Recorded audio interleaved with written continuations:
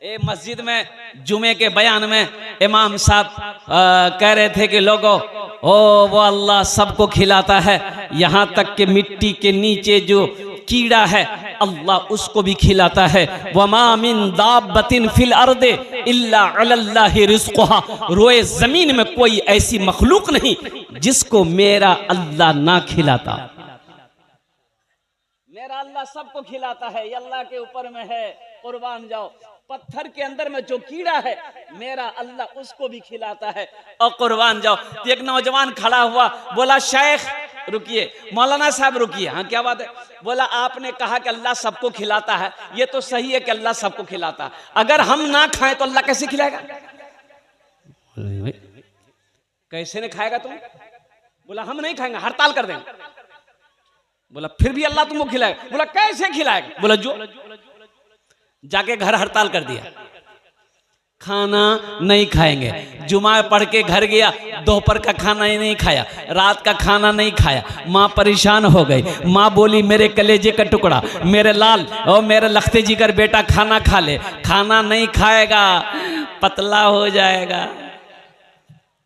बहुत सारे नौजवान हमारा ये कमजोर होने की वजह से रमजान में रोजा नहीं रखता है।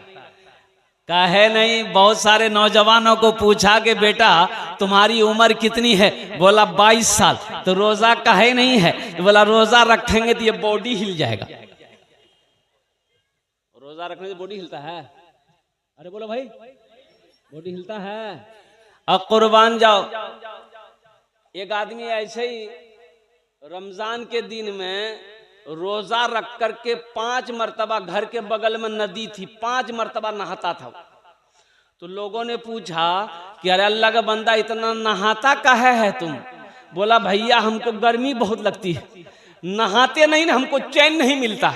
वो नहाता नहीं था, वो डुबकी लगा के पानी पीता था। वो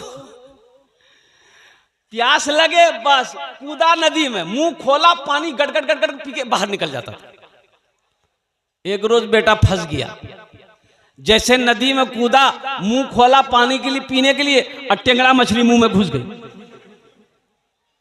तब समझ में आया कि ये रोजा रख करके ये नदी में नहाता नहीं था, ये गटगट गटगट पानी पीता था।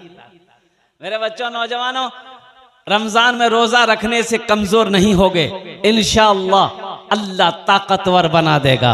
रोजा किसके लिए है? ओ मेरे अल्लाह के लिए है। इंशाअल्लाह वो अल्लाह तुम्हें कमजोर होने नहीं देगा। इसलिए मेरे बच्चों, रोजा रखो, दीन पर पाबंद हो जाओ। अल्हम्दुलिल्लाह, नमाजों की पाबंदी करो।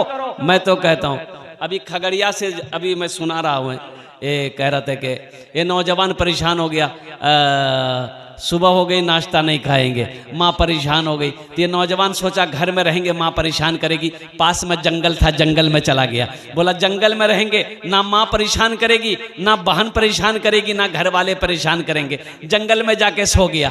माँ इसकी बेहतरीन खाना बनाई, पुलाव बनाई, गोश्त बनाई, सब थाल में सजा कर जंगल लेकर चली गई। और मेरे लाल खा ले बेटा खा ले। माँ से बोला हम नहीं खाना खाएंगे, रखो, देखें अल्लाह हमको कैसे खिलाता है।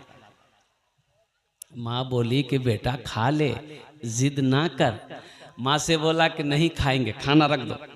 माँ खाना रख के घर चली आई। ये नौजवान सोचा कि खाने के पास रहेंगे ना तो खाने का मन करेगा, तो खाना छोड़ के जंगल का उस कोना में जाके सो गया।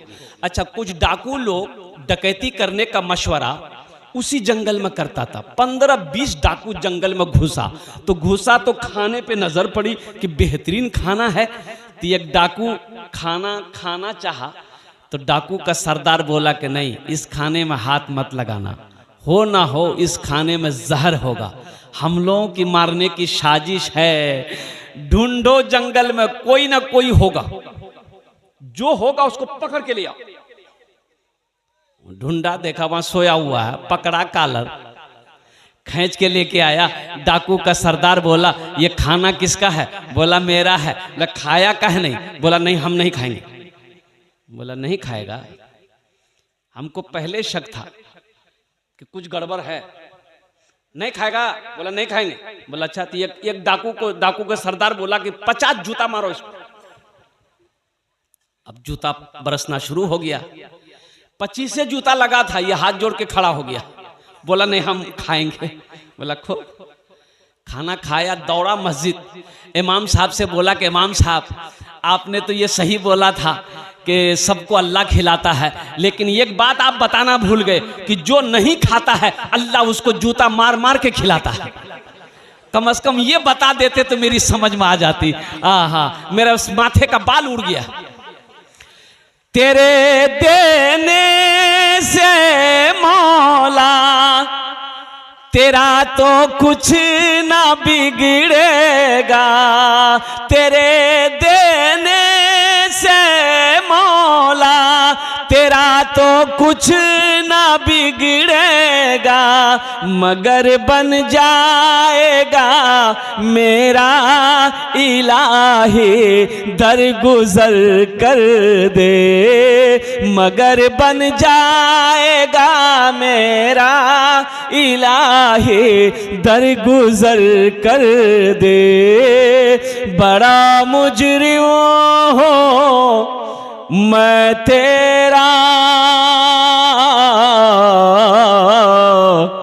इलाही दर